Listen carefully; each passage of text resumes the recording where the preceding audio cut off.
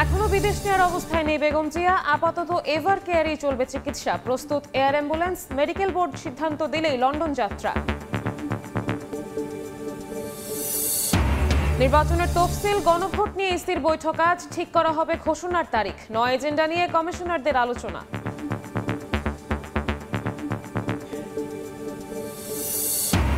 রায়েরবাজার কবরস্থান থেকে ১১৪ জুলাই শহীদের মরদেহ উত্তোলন করবে সিআইডি। পরিচয় শনাক্তে করা হবে ডিএনএ পরীক্ষা। নমুনা সংগ্রহ, ময়নাতদন্ত শেষে পুনরায় দাফন। আগস্ট থেকে প্রতি মাসেই কমছে রফতানি আয়। ঘুরে দাঁড়ানোর পূর্বাভাস নেই এলসি নিষ্পত্তিতে। বাড়ছে চীন ভারতের কাছে বাজার হারানোর শঙ্কা। রাজনৈতিক অনিশ্চয়তা দূর করার তাগিদ। এবং ভারতের গোয়ায় নাইট ক্লাবে গ্যাস সিলিন্ডার বিস্ফোরণ। পর্যটক সহ ২৫ জনের মৃত্যু, দগ্ধ অন্তত ৫০। ঘটনার কারণ জানতে তদন্তের নির্দেশ মুখ্যমন্ত্রীর।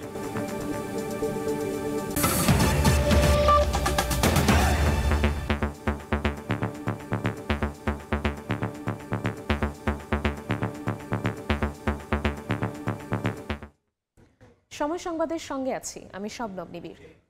শারীরিক অবস্থা বিবেচনায় এখনই বেগম খালেদা জিয়াকে লন্ডন নেওয়া হচ্ছে না, তবে প্রস্তুত রাখা হয়েছে এয়ার অ্যাম্বুলেন্স। এন্ডোস্কোপির পর পাকস্থলীর রক্তক্ষরণ বন্ধ হলেও অপরিবর্তিত বেগম জিয়ার শারীরিক অবস্থার উন্নতি না হওয়ায় লন্ডন যাওয়ার সিদ্ধান্ত নিয়েও তা থেকে সরে এসেছে মেডিকেল বোর্ড। আপাতত রাজধানীর এভার কেয়ার হাসপাতালেই দেশি বিদেশি চিকিৎসকদের তত্ত্বাবধানে চলবে চিকিৎসা কার্যক্রম, যা সরাসরি তত্ত্বাবধান করবেন লন্ডন থেকে আসা পুত্রবধূ ডাক্তার জুবাইদা রহমান। চিকিৎসকদের পক্ষ থেকে জানানো হয়েছে, বেগম জিয়াকে বিদেশ নেওয়ার সব প্রস্তুতি সম্পন্ন আছে। শারীরিক অবস্থার উন্নতি হলেই নেওয়া হবে লন্ডন, যেখানে লন্ডন ব্রিজ হাসপাতালে হবে চিকিৎসা।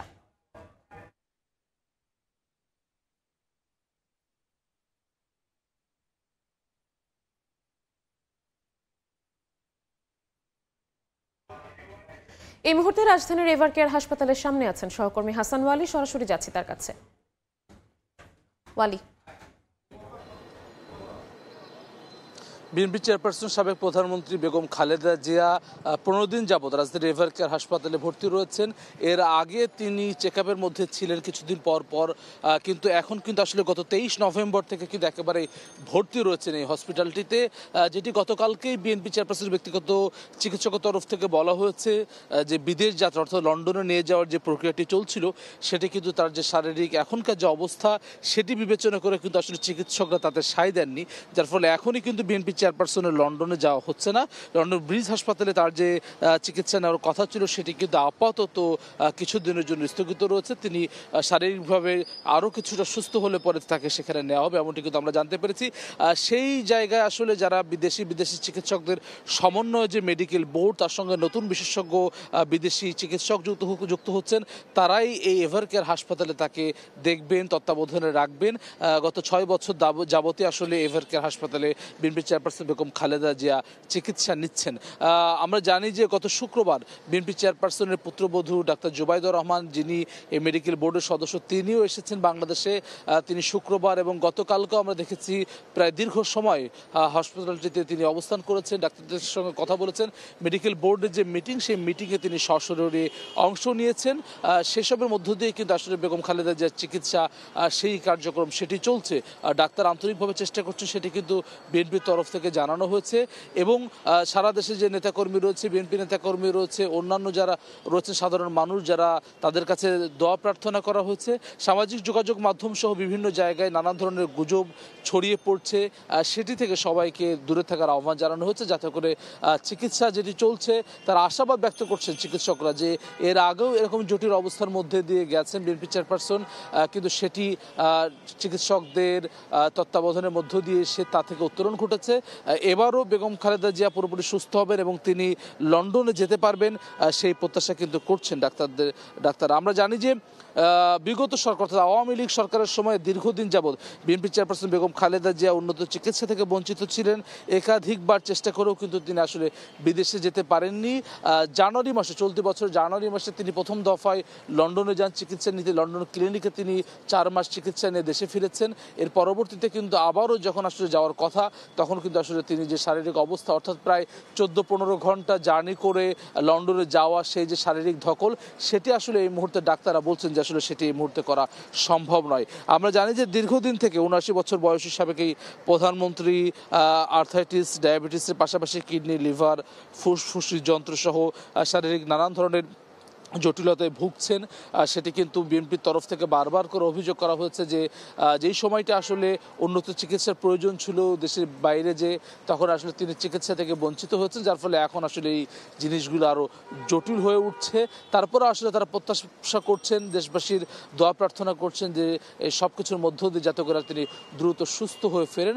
একই সঙ্গে আমরা জানি যে বিএনপি চেয়ারপারসন সাবেক প্রধানমন্ত্রী বেগম খালেদা জিয়াকে গুরুত্বপূর্ণ অর্থাৎ ভিভিআইপি হিসেবে সরকারের তরফ থেকে ঘোষণা করা হয়েছে, যার ফলে এই জায়গাটিতে কিন্তু সবসময় আইন শৃঙ্খলা রক্ষাকারী বাহিনীর এক ধরনের অবস্থান আমরা দেখছি। প্রথম দিক অর্থাৎ আজকে 15 দিন, গত 23 নভেম্বর ভর্তি হওয়ার পর থেকে কিন্তু এক ধরনের উদ্বেগ উৎকণ্ঠা কিন্তু সবসময় ছিল।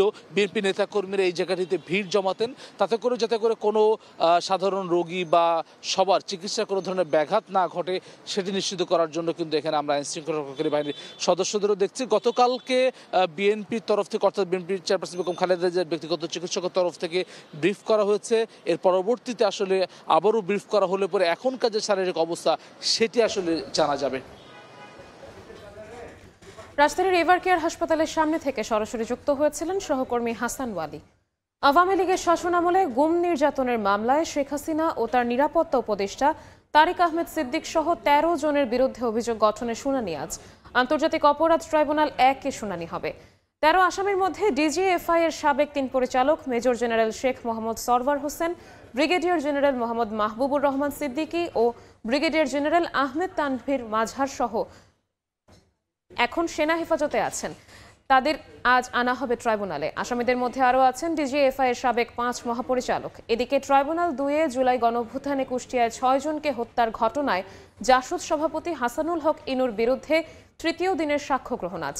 এরই মধ্যে ইনু ও সালমান এফ রহমানকে ট্রাইব্যুনালে হাজির করা হয়েছে।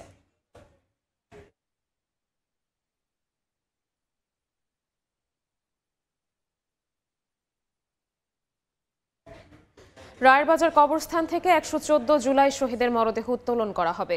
পরিচয় শনাক্তে করা হবে ডিএনএ পরীক্ষা। এই মুহূর্তে সেখানে আছেন সহকর্মী রায়দুল ইসলাম শুভ, সরাসরি যাচ্ছি তার কাছে।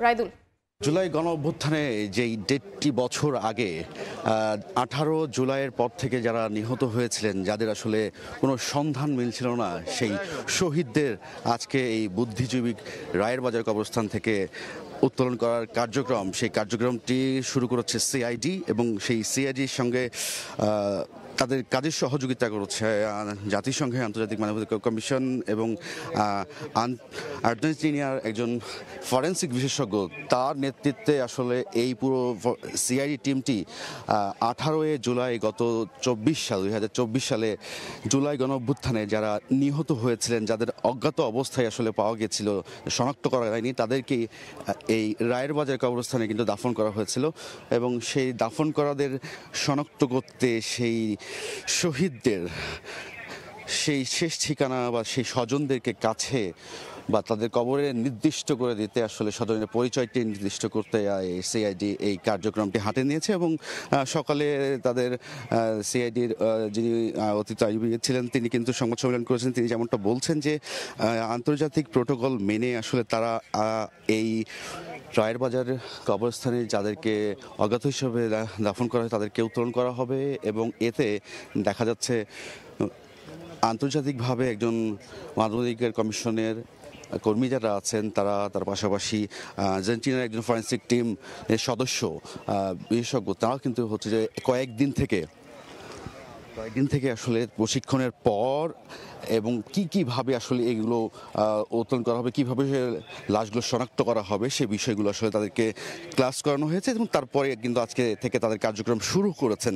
এটি আসলে কতদিন লাগবে এই বিষয়ে সুনির্দিষ্টভাবে এখন পর্যন্ত তারা বলতে পারেন, তবে 114 জনের কথা প্রাথমিকভাবে আসলে তারা বলছেন। তবে এর যে সংখ্যা, প্রকৃত সংখ্যা, সেটি আসলে উত্তোলন করা হলে জানা যাবে বলে আসলে সিআইডির পক্ষ থেকে বলা হয়েছে এবং এখানে আরও কতজন আছে সেটিও কিন্তু আসলে নিশ্চিত করতে পারবে এই উত্তোলনের পর।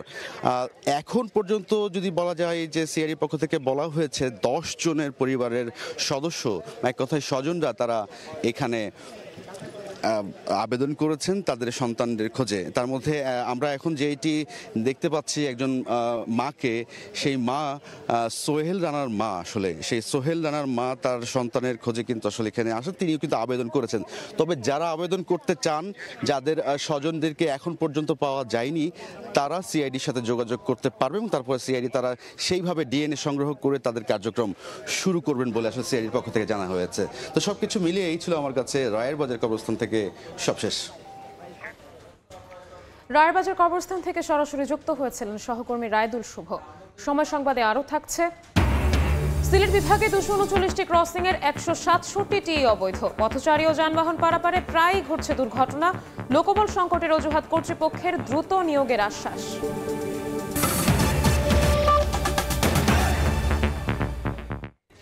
জাতীয় সংসদ নির্বাচন ও গণভোটের তফসিল সহ নানা বিষয় নিয়ে আলোচনা পর্যালোচনায় বৈঠকে বসতে যাচ্ছে নির্বাচন কমিশন। সকাল 10:30টায় আগারগাঁও কমিশন ভবনে বৈঠকে সভাপতিত্ব করবেন সিইসি এএমএম নাসির উদ্দিন। বৈঠকে ভোট গ্রহণের সময় বাড়ানো, মনোনয়নপত্র জমা, বাছাই প্রত্যাহারের শেষ সময় ও ভোটের তারিখ নিয়ে আলোচনার কথা রয়েছে। এছাড়া প্রস্তুতির সার্বিক অগ্রগতির পাশাপাশি পোস্টাল ভোটিং এর ব্যালট পেপার আনা নেওয়ার সময়ও চূড়ান্ত হবে।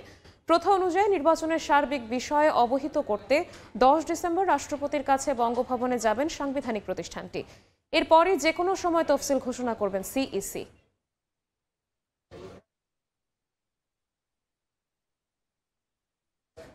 এই মুহূর্তে আগারগাঁও নির্বাচন ভবনে আছেন সহকর্মী কাউসারা চৌধুরী কুমু। আরো তথ্য জানতে সরাসরি যাচ্ছি তার কাছে।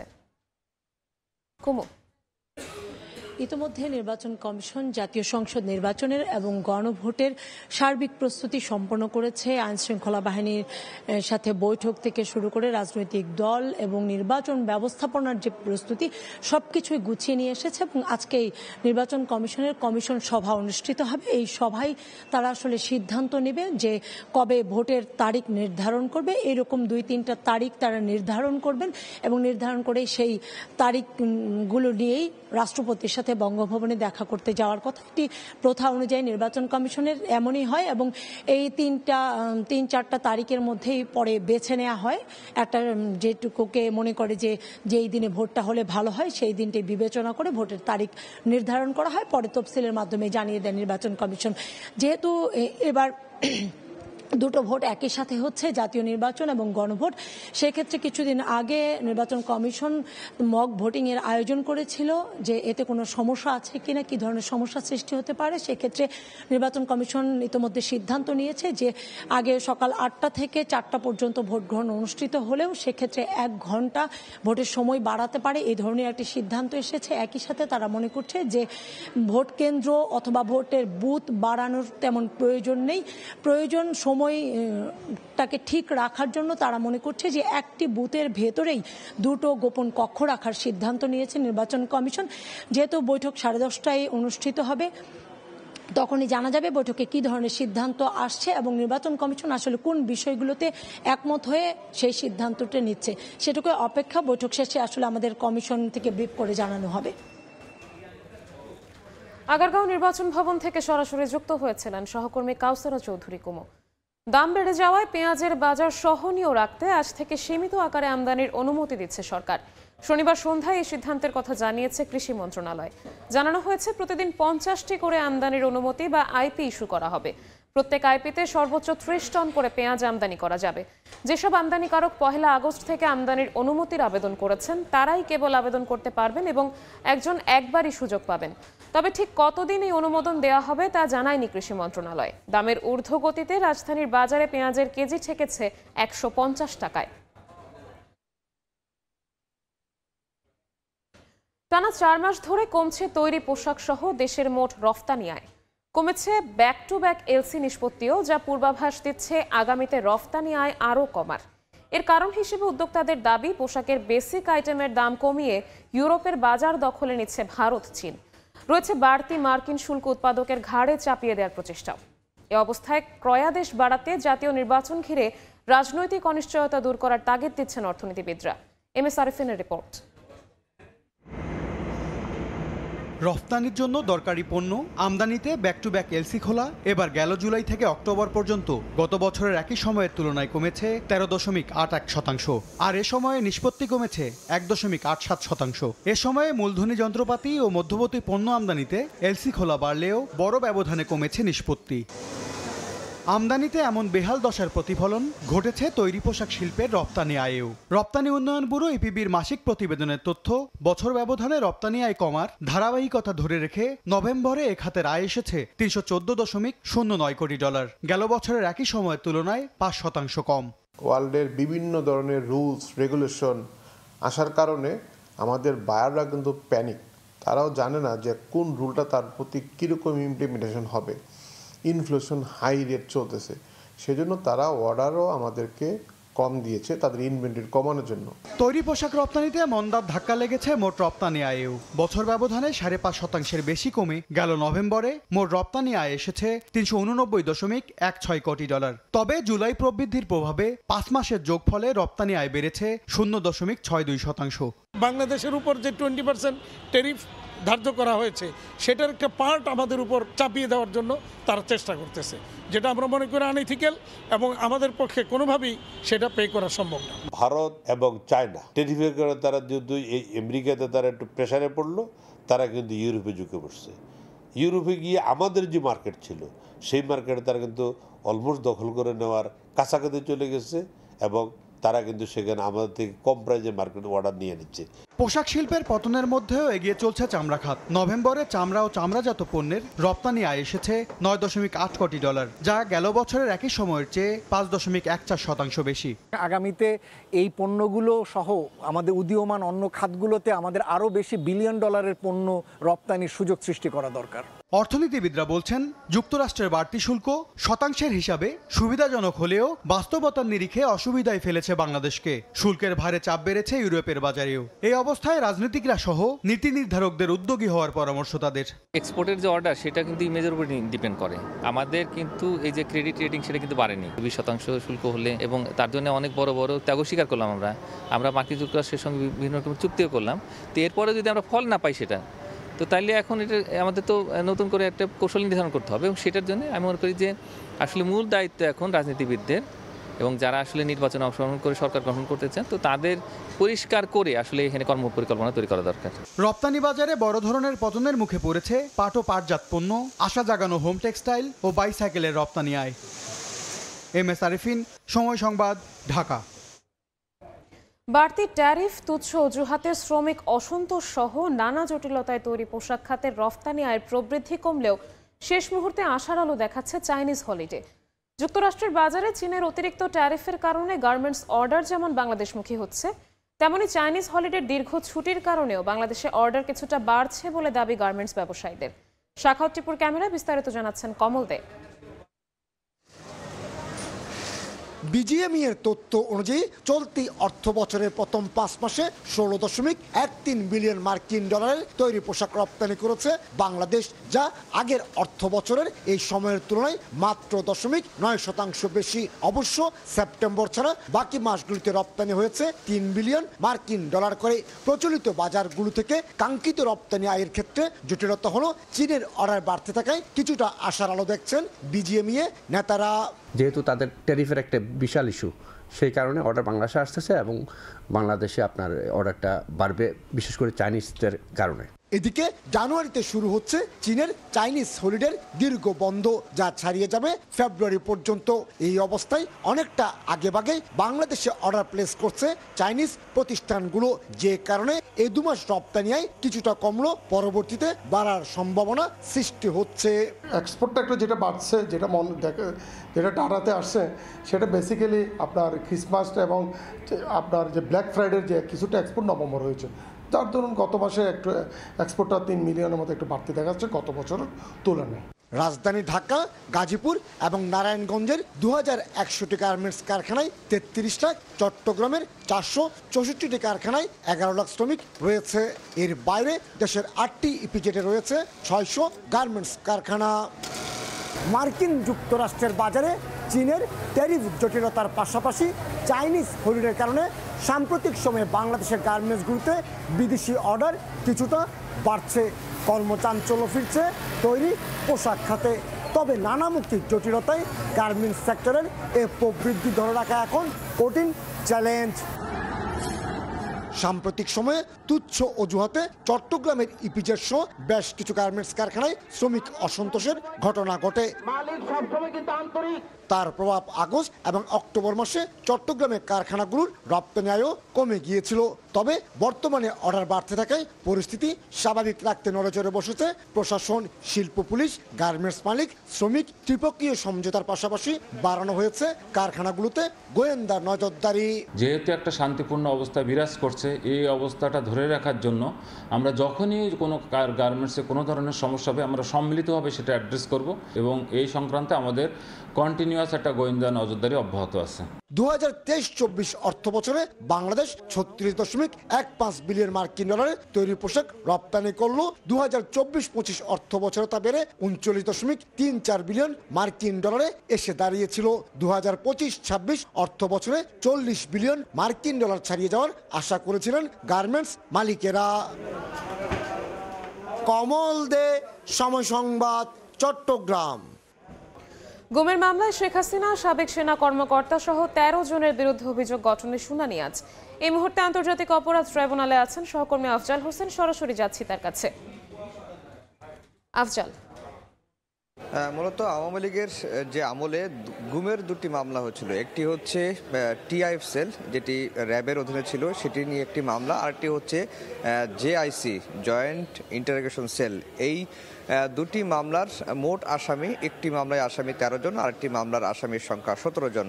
তো র্যাবের যে মামলা টিএফ সেলের মামলা, সেই মামলাটির শুনানির আগে ধার্য তারিখে হয়েছে। আজকে হচ্ছে জেআইসি সেল যেটি সেনাবাহিনীর বা ডিজিএফ এর আন্ডারে ছিল, সেই মামলার শুনানি আজকে দিন ধার্য রয়েছে। আর এই মামলায় মোট আসামি 13 জন। প্রধান আসামি শেখ হাসিনা এবং তার নিরাপত্তা উপদেষ্টা তারেক আহমেদ সিদ্দিকী এই মামলায় আসামি রয়েছেন এবং সেনাবাহিনীর বেশ কয়েকজন ডিজিএফ এর সাবেক কর্মকর্তা রয়েছেন। এরই মধ্যে এই মামলায় আজকে অভিযোগ গঠনের শুনানির দিন ধার্য আছে। সেই কারণে 3 জন আসামিকে, সাবেক সেনা কর্মকর্তা, তাদেরকে ট্রাইব্যুনালে হাজির করা হয়েছে। তাদের নামটা যদি আমি বলি, যে তারা হচ্ছেন যে ডিজিএফ এর সাবেক 3 জন পরিচালক, major general Sheikh Mohammad Sarwar Hossain, brigadier general Mohammad Mahbubur Rahman Siddiqui ও ব্রিগেডিয়ার জেনারেল আহমেদ তানভীর মাঝার সিদ্দিকী। এই 3 জনকে সেনা যে হেফাজত অর্থাৎ সেনা সদর দপ্তরের যে সাবজেল সেখান থেকে ট্রাইব্যুনালে হাজির করা হয়েছে এবং এই মামলায় আরও 5 জন ডিজিএফআই এর সাবেক মহাপরিচালক এই মামলায় আসামি রয়েছেন, তারা পলাতক রয়েছেন। অর্থাৎ 13 জন আসামির মধ্যে 3 জন আসামি এই মামলায় কারাগারে রয়েছেন, বাকি 10 জন আসামি পলাতক রয়েছেন। তাদের হাজির হতে পত্রিকায় বিজ্ঞপ্তি দেওয়ার নির্দেশ দেওয়া হয়েছিল এবং সেটি পত্রিকায় বিজ্ঞপ্তি দেওয়া হয়েছে, তারা হাজির হননি।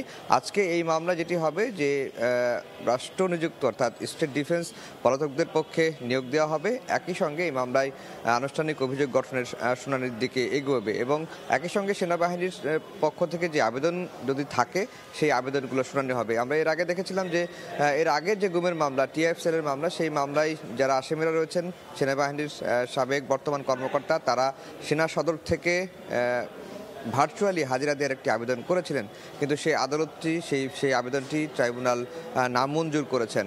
এর ফলে যেটি বলা যাবে যে আজকে এই মামলার আনুষ্ঠানিক অভিযোগ গঠনের শুনানির দিকে এগোচ্ছে। এছাড়া আজকে আরও বেশ কয়েকটি মামলার শুনানির দিন ধার্য রয়েছে। একটি হচ্ছে যে কুষ্টিয়ায় 6 জনকে হত্যা মামলায় জাসদ সভাপতি হাসানুল হক ইনুরকে ট্রাইব্যুনালে হাজির করা হয়েছে। এই মামলায় সাক্ষ্য গ্রহণের দিন ধার্য রয়েছে। একই সঙ্গে সাবেক আইনমন্ত্রী আনিসুল হক এবং সাবেক প্রধানমন্ত্রী শেখ হাসিনার শিল্প ও বেসরকারি বিনিয়োগ বিষয়ক উপদেষ্টা সালমান এফ রহমানকেও এই মামলা একটি মামলায় হাজির করা হয়েছে এবং এর আগে নৌবাহিনীর একজন কর্মকর্তা সোহাইল, তাকেও কিন্তু ট্রাইব্যুনালে হাজির করা হয়েছে। এছাড়া বেশ কয়েকটি মামলায় বেশ কয়েকজন আসামিকে আজকে ট্রাইব্যুনালে হাজির করা হয়েছে। তো মোটামুটি যদি বলা চলে যে এই আজকে যে গুমের যে মামলা, যে আইসি সেলের যে মামলা, সেই মামলার আনুষ্ঠানিক অভিযোগ গঠনের শুনানি শুরু হবে এবং 3 জন আসামি সাবেক সেনা কর্মকর্তা, ডিজিএফ এর সাবেক পরিচালক, তাদেরকে ট্রাইব্যুনালে হাজির করা হয়েছে। এই ছিল ট্রাইব্যুনাল থেকে আমার কাছে সবশেষ খবর। আন্তর্জাতিক অপরাধ ট্রাইব্যুনাল থেকে সরাসরি যুক্ত হয়েছিলেন সহকর্মী আফজাল হোসেন। সিলেট আখাউড়া রেল সেকশনে 167টি অরক্ষিত রেল ক্রসিং এর প্রতিটি যেন মৃত্যু ফাঁদ, অথচ এসব অবৈধ রেল ক্রসিং দিয়ে প্রতিদিনই পার হচ্ছে পথচারী ও যানবাহন। প্রায় ঘটছে দুর্ঘটনা। তথ্যমতে 10 বছরে বেশ কয়েকটি দুর্ঘটনায় 25 জনের মৃত্যু হয়েছে। রেলওয়ে কর্তৃপক্ষ বলছে লোকবল সংকটে রেলগেট বাড়ানো সম্ভব হচ্ছে না। নৌশাদ আহমদ চৌধুরীর ক্যামেরায় বিস্তারিত ইকরামুল কবিরের রিপোর্টে। নেই গেট, নেই রেলওয়ের লোকজন, প্রতিদিন অতিক্রম করছে 6 জোড়া ট্রেন। ঝুঁকিপূর্ণ ক্রসিং নিরাপদ করতে সংশ্লিষ্টদের পক্ষ থেকে দৃশ্যমান কোনো পদক্ষেপ না থাকায় ক্ষুব্ধ স্থানীয়রা। বৈধ 72টি গেটেও প্রায় উপস্থিত থাকেন না গেটম্যান। 30 সেকেন্ড ডিস্টেন্স ট্রেন চলে গেছে, আমি পার হয়েছি, বাট আমি ট্রেন যাচ্ছে সেটা আমি খেয়াল করতে পারি নাই। বাচ্চারা তো এগুলো বুঝে না, মনে হয় সময় দৌড় দিলে অ্যাক্সিডেন্ট হইবই। 2টা প্রতিষ্ঠান আছে, একটা হাই স্কুল একটা প্রাইমারি স্কুল। প্রাইমারি স্কুলের বাচ্চারা একটু নার্ভাস হয়ে যায় যখন ট্রেন নেয়। মনে করি জরুরি এই জায়গায় গেট দেওয়া উচিত মনে করি।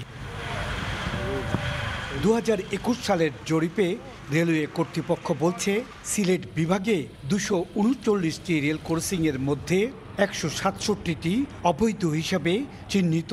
এসব লেভেল ক্রসিং নেই সরকারি অনুমোদন, নেই গেটও। অরক্ষিত এইসব লেভেল ক্রসিং দিয়ে প্রতিদিনই শিক্ষার্থী সহ নানা বয়সী নারী পুরুষ শিশু পারাপার হচ্ছেন। বৈধ ও অরক্ষিত লেভেল ক্রসিংয়ে দুর্ঘটনায় প্রাণহানি সহ অসংখ্য মানুষ পঙ্গুত্ব বরণ করলেও টনক নড়েনি রেলওয়ে কর্তৃপক্ষের। তবে দ্রুত জনবল নিয়োগ দেওয়ার কথা জানালেন স্টেশন ম্যানেজার। অবৈধ রেলগেট আছে, ওখানে আমাদের রেল প্রশাসন চেষ্টা করেছে ওগুলো লোকবল নিয়োগ দিয়ে রেলের আওতায় নিয়ে আসার জন্য। তো যেহেতু এখন লোকবল নাই, সেই জন্য আমরা পারতেছি না। যেহেতু অবৈধ এই গেটগুলোর কারণে অনেক অ্যাক্সিডেন্ট ঘটতেছে, সেই জন্য আমাদের রেল কর্তৃপক্ষ খুব সিনসিয়ার, দ্রুত সম্ভব লোকবল নিয়োগ করে এই গেটগুলো আমাদের রেলের আওতায় নিয়ে আসবে। 2016 সাল থেকে চলতি বছর পর্যন্ত সিলেটের শিববাড়ি, ফেঞ্চুগঞ্জের Ilaspur, Maijgaon, Fenchuganj rail crossing, Kulaura school Choumohona ও বরমচাল রেল ক্রসিংয়ে বেশ কয়েকটি দুর্ঘটনায় 25 জন নিহত হয়েছেন, আহত হয়েছেন অর্ধশতাধিক মানুষ।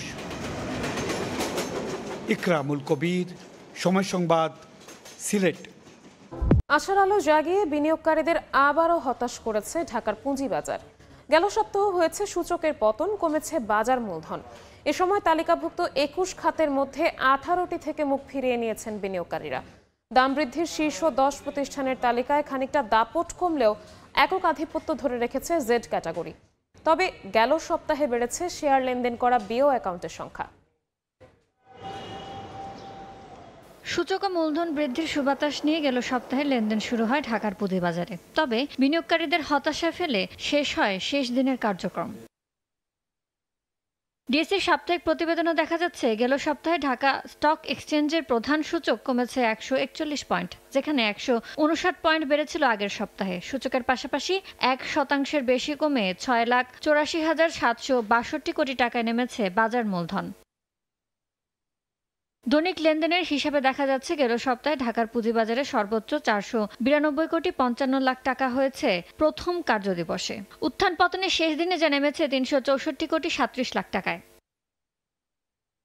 খাতভিত্তিক লেনদেনের চিত্রে 21টির মধ্যে ব্যাংক, বিমা, ওষুধ, প্রকৌশল সহ 18টিতে কমেছে দৈনিক গড় লেনদেন। দাম বৃদ্ধির শীর্ষ 10 প্রতিষ্ঠানের তালিকায় জেড ক্যাটাগরির কোম্পানির দাপট বেশ খানিকটা কমলেও ধরে রেখেছে একক আধিপত্য, অর্থাৎ 10টির মধ্যে অর্ধেকই দখলে ছিল জেড ক্যাটাগরির। আগের 2 সপ্তাহে অবশ্য 8টি ও 10টিই ছিল মন্দাখ্যাত এই ক্যাটাগরির প্রতিষ্ঠানের দখলে।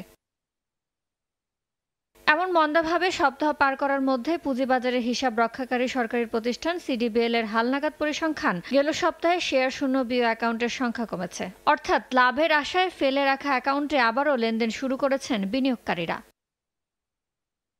ইয়ানুর শিফাত, সময় সংবাদ, ঢাকা। চট্টগ্রাম নেভাল একাডেমিতে শীতকালীন রাষ্ট্রপতি কুচকাওয়াজ অনুষ্ঠিত হচ্ছে। এই মুহূর্তে সেখানে আছেন সহকর্মী ফেরদৌস লিপি, সরাসরি যাচ্ছি তার কাছে। লিপি, আনুষ্ঠানিকতা ইতিমধ্যে শুরু হয়েছে প্যারেডের এবং আপনারা দেখতে পাচ্ছেন যে প্যারেড গ্রাউন্ডে নৌ সদস্যরা অবস্থান নিয়েছেন এবং কিছুক্ষণ মধ্যেই নৌ প্রধান এডমিরাল এম নাজমুল হাসান এসে পৌঁছাবেন এবং তার আগে যারা কুচকাওয়াজ করবেন সেসব নৌ সদস্যরা কিন্তু আপনারা দেখছেন যে মাঠে অবস্থান নিয়েছেন এবং আপনারা জানেন যে রাষ্ট্রপতির কুচকাওয়াজে যে অনুষ্ঠিত হয় প্রতি বছর এবার কিন্তু 2023 সালের যে আলফা ব্যাচের সেখানে যারা কমিশন পেয়েছেন সেসব নবীন অফিসাররা কিন্তু কমিশন লাভ করবেন এবং এই বছর আমরা জানতে পেরেছি 2 জন নারী সহ 31 জন মিডশিপম্যান কিন্তু কমিশন লাভ করবেন এবং কমিশনের যে আনুষ্ঠানিকতা সেই আনুষ্ঠানিকতা আজকের যে কুচকাওয়াজ সেই কুচকাওয়াজে অনুষ্ঠিত হবে এবং এই কুচকাওয়াজে র্যাঙ্ক ব্যাচ পড়ানো সহ কিছু অভিভাবকরা উপস্থিত আছেন এবং এবারে যারা কমিশন পাবেন আপনারা জানেন যে 3 বছর কঠোর সামরিক প্রশিক্ষণ শেষে কিন্তু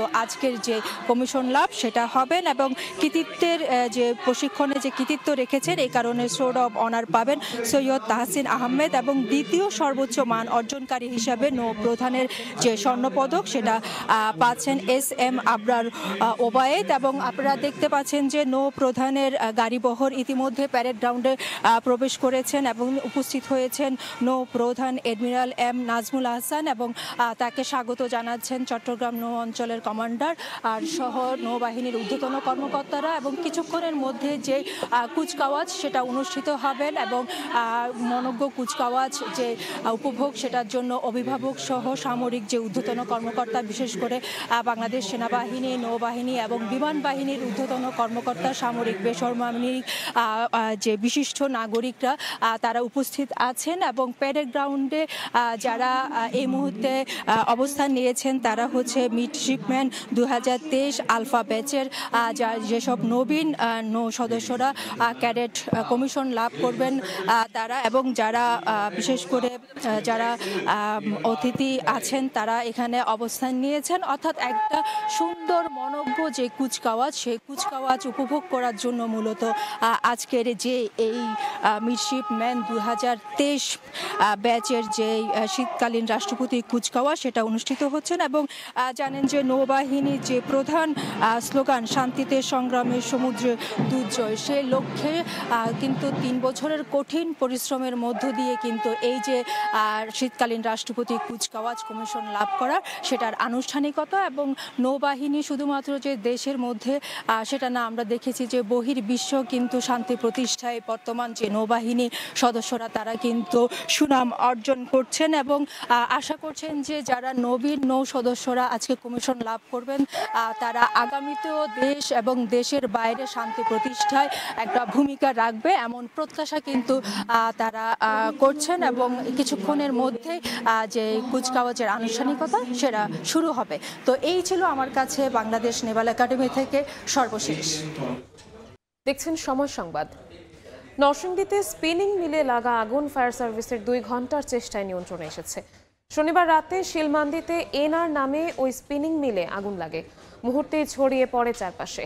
ফায়ার সার্ভিস জানায় খবর পেয়ে মাধবদী ফায়ার সার্ভিসের 2টি ইউনিট ঘটনাস্থলে গিয়ে আগুন নেভানোর কাজ শুরু করে। পরে নরসিংদী থেকে আরও 2টি ইউনিট যুক্ত হয়। 4টি ইউনিটের প্রায় 2 ঘন্টার চেষ্টায় আগুন নিয়ন্ত্রণে আসে। তবে আগুনের সূত্রপাত কিংবা ক্ষয়ক্ষতির পরিমাণ জানা যায়নি বলে জানায় ফায়ার সার্ভিস। তবে তুলা সুতা পুড়ে বড় ক্ষয়ক্ষতির আশঙ্কা মিল মালিকের।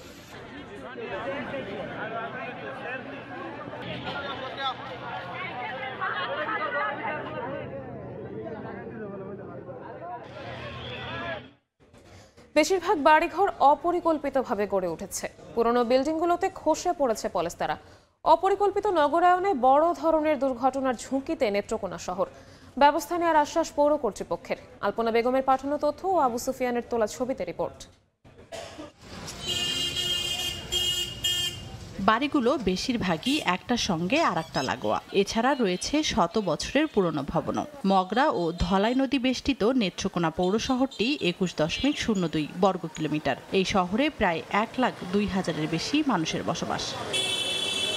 বেশিরভাগ ঘরবাড়ি অপরিকল্পিতভাবে গড়ে উঠেছে। পুরনো বিল্ডিংগুলোতে খসে পড়েছে পলেস্তারা, এতে ঝুঁকিতে রয়েছেন বাসিন্দারা। বিল্ডিংগুলো তদারকি করা এবং অনুমোদনের ক্ষেত্রে বেআইনি কাজ হলে ব্যবস্থা নেওয়ার দাবি বিশিষ্টজনদের। একটা বাড়ি থেকে একটা বাড়ির দূরত্ব কতটুকু হবে এটা কিন্তু তারা নির্ধারণ করছেন না, কিন্তু এটা যে আমাদের জন্য একসময় কাল হয়ে দাঁড়াবে এটা কিন্তু তাদেরকে ভাবতে হবে। পৈতৃক বাড়িগুলো এগুলোর কোনো প্ল্যান ছাড়া করা, যার কারণে আমরা একটু বেশি ঝুঁকিতে থাকি। 7তলা 8তলা বিল্ডিং হচ্ছে এবং এইগুলি যে প্রকৌশলগতভাবে সেইগুলি ভায়াবল কিনা, সঠিকভাবে নির্মিত হয়েছে কিনা সেইগুলি দেখার জন্য কিন্তু এখনই একটা তদন্ত দরকার। এত ছোট ছোট রোড যে দুর্যোগপ্রবণ এলাকায় পৌঁছাবে সেই জায়গাটুকুও কিন্তু আমরা নেত্রকোনা শহরে তেমন একটা পাবো না। পুরনো ঘরবাড়িগুলো নির্মাণে কোনো অনিয়ম হয়েছে কিনা তা খতিয়ে দেখা হবে বলে জানিয়েছেন পৌর কর্তৃপক্ষ। আর বিল্ডিং অনুমোদন দেওয়ার জন্য প্ল্যানার নিয়োগ দেওয়ার ব্যবস্থা করা হবে বলেও জানান তারা। যারা অনুমোদন নেয়নি সেটার বিরুদ্ধে আমরা একটা তালিকা করতেছি, যাতে সামনে ক্ষয়ক্ষতির পরিমাণ কম হয় এবং আমরা যেগুলা দিব সেইগুলা যাতে যথাযথভাবে সেই নিয়ম মেনে বিল্ডিংগুলো করে এক্সট্রা মনিটরিং করব। বিল্ডিং কোড মেনে ঘরবাড়ি নির্মাণের আহ্বান জানিয়ে ফায়ার সার্ভিস বলছে শহরের পুরাতন কোনো বিল্ডিংই নিয়ম মেনে করা হয়নি। বড় ধরনের ভূমিকম্প হলে শহরে হতাহত ও ক্ষয়ক্ষতির পরিমাণ বাড়বে। আগে যে বিল্ডিংগুলো হয়েছে সেই বিল্ডিংগুলা স্ট্রাকচারাল বিল্ডিং না, এখন নতুন করে যে বিল্ডিংগুলো হচ্ছে এগুলো মোটামুটি বিল্ডিং কোড মেনে স্ট্রাকচারাল বিল্ডিং হচ্ছে। 1996 সালে নেত্রকোনা পৌরসভাটি ক শ্রেণীতে উন্নীত হয়। পৌরসভার তথ্য মতে হোল্ডিং সংখ্যা 16,498টি। এছাড়া 50টি শিক্ষা প্রতিষ্ঠান, 59টি মসজিদ, 11টি মন্দির, 3টি কবরস্থান, 3টি শ্মশানঘাট ও 3টি বাস টার্মিনাল সহ 12টি হাট বাজার রয়েছে পৌরসভায়। সময় সংবাদ, নেত্রকোনা। বাড়ছে শীত, বাড়ছে গরম পোশাকের চাহিদা। দেশের বিভিন্ন অঞ্চল থেকে ঢাকায় আসছেন পাইকাররা। দাম বাড়তির অভিযোগ তাদের, আর বিক্রেতারা বলছেন গেল বছর এই সময় যে পরিমাণ বেচা কেনা হয়েছে এবার তা নেমেছে অর্ধেকে। তবে যোগাযোগের ফিরিস্তি বিবেচনায় বিক্রি বাড়ার আভাস পাচ্ছেন তারা। তোফাজ্জল হোসেনের রিপোর্ট। রোদের অপেক্ষায় শীতের সকাল, কুয়াশা ভেদ করে কর্মব্যস্ত গ্রামীণ জনপদ, কেউ বা মশগুল গল্প আড্ডায়। ঋতু বদলের এই চক্রে ক্রমেই কমছে দিনের তাপমাত্রা, তাই তো বিভিন্ন অঞ্চলের পাইকারদের আনাগোনা বাড়ছে রাজধানীর শীতের পোশাকের দোকান মার্কেটে। পাইকারি নিয়ে আমি খুচরা বিক্রি করি। আমার দোকান হচ্ছে গাজীপুর বাংলা বাজার। শীতের এখন আমি সব তো আপডেট ডিজাইন চয়েস করে আমি আপডেট ডিজাইনগুলাই তুলতেছি। তো মোটামুটি আছে, অমন আমরা ফেভার হইতে পারি নাই বা অমনই হয় নাই অন্তরি। দেখা যাক, আল্লাহ দিলে আরও কিছুদিন আছে কোন অবস্থায় যায়। এবারও শাল, সোয়েটার, কানটুপি, জ্যাকেট, মাফলার, ট্রাউজার থেকে শুরু করে কম্বল চাহিদা বেড়েছে সবকিছুরই। সেই সঙ্গে দাম বৃদ্ধির অভিযোগ রয়েছে ক্রেতার, যা মানছেন বিক্রেতারা। মার্কেটে মেয়েদের যায় কিছু কেনাকাটা করতে যাবেন সবকিছু দাম। আমরা তো একটু কমের দিকে যাবো, ওনারা চাইবে ওনাদের লাভ হোক, আমরা চাইবো আমাদের লাভ হোক। বিক্রেতাদের হিসাব, এবার তাদের বিক্রি নেমেছে অর্ধেকে। পর্যাপ্ত মজুদ নিয়ে অপেক্ষায় আছেন বিক্রি জমে ওঠার। তবে শীত একটু কম, তো আশা করি শীতটা যদি পড়ে তাহলে আমাদের বেচা কিনা আরেকটু ভালো হবে। দেশের পরিস্থিতিও ভালো না, তাই বেচা বিক্রি আগের থেকে অনেক কম হচ্ছে। মানানসইয়ের পাশাপাশি কেনাকাটায় গুরুত্ব পাচ্ছে উল সহ হাল পেশনের পোশাক। রাজধানীর ফুটপাত থেকে শুরু করে বিপণী বিতান সব জায়গাতেই ক্রেতাদের ভিড় বাড়বে শীত পড়ার সাথে সাথেই, এমনটাই প্রত্যাশা বিক্রেতাদের। অন্যদিকে ক্রেতারা প্রত্যাশা করছেন দাম যদি একটু সাধ্যের মধ্যে থাকে তাহলে স্বস্তিতে হবে শীতের পোশাকের কেনাকাটা। তোফাজ্জল হোসেন, সময় সংবাদ, ঢাকা। দেখছেন সময় সংবাদ। ভারতের গোয়া রাজ্যে একটি নাইট ক্লাবে গ্যাস সিলিন্ডারে বিস্ফোরণে পর্যটক সহ 23 জনের মৃত্যু হয়েছে। দগ্ধ হয়েছেন আরও অন্তত 50 জন। রবিবার স্থানীয় সময় রাতে আরপোরা এলাকার ক্লাবে বিস্ফোরণের পর মুহূর্তেই আগুন ছড়িয়ে পড়ে। এরই মধ্যে ঘটনাস্থল পরিদর্শন করে তদন্তের নির্দেশ দিয়েছেন রাজ্যের মুখ্যমন্ত্রী প্রমোদ সাওয়ান্ত। দায়ীদের বিরুদ্ধে কঠোর আইনি ব্যবস্থা নেওয়া হবে বলে জানিয়েছেন তিনি। বিশ্বব্যাপী পর্যটকদের কাছে অত্যন্ত জনপ্রিয় ভারতের গোয়া। রাজ্যের উত্তরাঞ্চলের আরপোরা এলাকায় রোববার গভীর রাত 12টায় এক নাইট ক্লাবে ভয়াবহ গ্যাস সিলিন্ডার বিস্ফোরণ হয়েছে। মুহূর্তেই দাও দাও করে জ্বলে ওঠে ভবনটি। ভয়াবহ এই অগ্নিকাণ্ডে বেশ কয়েকজনের মৃত্যু হয়েছে। নিহতদের মধ্যে পর্যটক ও ক্লাব কর্মীরা রয়েছেন। ঘটনাস্থলে ফায়ার ট্রাক ও অ্যাম্বুলেন্স উদ্ধার কাজ শুরু করে আহতদের দ্রুত হাসপাতালে নিয়ে যাওয়া হয়। রাজ্য সরকার ঘটনার পূর্ণাঙ্গ তদন্তের নির্দেশ দিয়েছে। মুখ্যমন্ত্রী প্রমোদ সাওয়ান্ত ঘটনাস্থল পরিদর্শন করে দুঃখ প্রকাশ করে বলেন, এটি অত্যন্ত বেদনাদায়ক দিন। তিনি জানান, বেশ কয়েকজন গুরুতর দগ্ধ হয়ে প্রাণ হারিয়েছেন এবং বাকিরা মূলত ধোঁয়ায় দম বন্ধ হয়ে মারা গেছেন। গোয়ায় অগ্নিকাণ্ডের ঘটনায় শোক জানিয়েছেন প্রধানমন্ত্রী নরেন্দ্র মোদীও। সামাজিক যোগাযোগ মাধ্যমে এক বার্তায় তিনি বলেন, গোয়ার মুখ্যমন্ত্রী প্রমোদ সাওয়ান্তের সঙ্গে তিনি নিরবচ্ছিন্ন যোগাযোগ রাখছেন এবং উদ্ধার ও সহায়তা কার্যক্রম পর্যবেক্ষণ করছেন। এদিকে মারা যাওয়াদের পরিবারকে 2 লাখ রুপি করে ক্ষতিপূরণ দেওয়ার ঘোষণা দিয়েছে ভারতের কেন্দ্রীয় সরকার। আহতদের জন্য 50 লাখ রুপি ক্ষতিপূরণ দেওয়া হবে। একই ঘটনায় শোক প্রকাশ করেছেন ভারতের রাষ্ট্রপতি দ্রৌপদী মুর্মু। মালিহা সুহরওয়ার্দী, সময় সংবাদ। দেখছেন সময় সংবাদ। রাজধানীর ফার্মগেটে কৃষিবিদ ইনস্টিটিউটে বিএনপির দেশ গড়ার কর্মসূচির উদ্বোধনী অনুষ্ঠানে কথা বলছেন দলের মহাসচিব মির্জা ফখরুল ইসলাম আলমগীর। সরাসরি যাচ্ছে সেখানে। ফ্যাসিস্ট আওয়ামী লীগ সরকার এই 15 বছরে তার দুঃশাসনের মধ্যে দিয়ে এই কাজটা করে গেছে, বাংলাদেশের সমস্ত প্রতিষ্ঠানগুলোকে ধ্বংস করে দিয়ে গেছে। এই প্রতিষ্ঠানগুলোকে আবার নতুন করে গড়ে তোলা, দেশকে গড়ে তোলা, এই চিন্তায় আমাদের নেতা যারা তারেক রহমানকে আলোড়িত করেছে এবং তিনি দীর্ঘদিন ধরে আমাদের যারা বিশেষজ্ঞ আছেন, এমনকি যারা মাঠ পর্যায়ে কর্মরত আছেন, কাজ করছেন বিভিন্ন ক্ষেত্রে, তাদের সঙ্গে বিভিন্ন আলাপ আলোচনার মধ্য দিয়ে তিনি কতগুলো পরিকল্পনা জাতির সামনে তুলে ধরছেন এবং এই গুরু দায়িত্বটা, এই পরিকল্পনার এই কথাগুলো, এই কর্মসূচিগুলো জনগণের কাছে পৌঁছে দেওয়া যে একটা বিশাল দায়িত্ব, এই দায়িত্বটা তিনি প্রথমেই ছাত্রদলকে দিচ্ছেন এবং এরপরে পর্যায়ক্রমে অন্যান্য অঙ্গ সংগঠন এবং বিএনপি দল।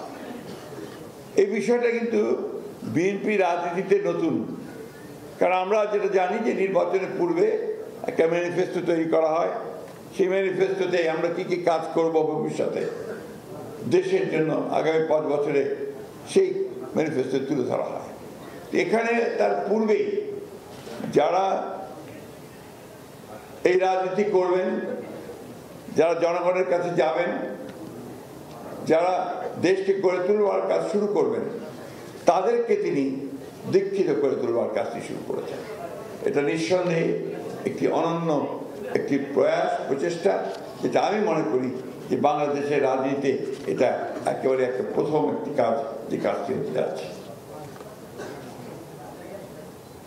আমরা কেউই খুব আনন্দিত থাকতে পারছি না, আমরা ভারাক্রান্ত আছি। ভারাক্রান্ত এই জন্য যে আমাদের নেত্রী, বাংলাদেশের অভিভাবক, এখন যাকে এখন বলা হয় এক কথায় the guardian of democracy of Bangladesh, আমাদের সেই মহান নেত্রী, যিনি কখনোই অন্যায়ের কাছে মাথা নত করেননি, দেশের স্বাধীনতার সার্বভৌমত্বের প্রশ্নে, গণতন্ত্রের প্রশ্নে কোনো আপোষ করেননি, সেই নেত্রী আজকে গুরুতর অসুস্থ অবস্থায় হাসপাতালে চিকিৎসাধীন আছেন। তার চিকিৎসার জন্য সব রকম ব্যবস্থা নেওয়া হচ্ছে। আমাদের ভারপ্রাপ্ত চেয়ারম্যান মহোদয় নিজে তিনি মনিটর করছেন। জাতীয় এবং আন্তর্জাতিক পর্যায়ের অত্যন্ত বিশেষজ্ঞ পর্যায়ের চিকিৎসকেরা তার চিকিৎসা করছেন। কথা বলছিলেন বিএনপি মহাসচিব মির্জা ফখরুল ইসলাম আলমগীর। তার সম্পূর্ণ বক্তব্য দেখতে ভিজিট করুন সময় টিভির ফেসবুক পেজে। এই ছিল সকাল 10টার সময় সংবাদে। এরপর এ সময়ের বাণিজ্যের সঙ্গে থাকবেন সহকর্মী কাজল আব্দুল্লাহ। ধন্যবাদ শবনম। এ সময় বাণিজ্য নিয়ে আসছি কিছুক্ষণ পরে, সঙ্গে থাকুন সমাজ।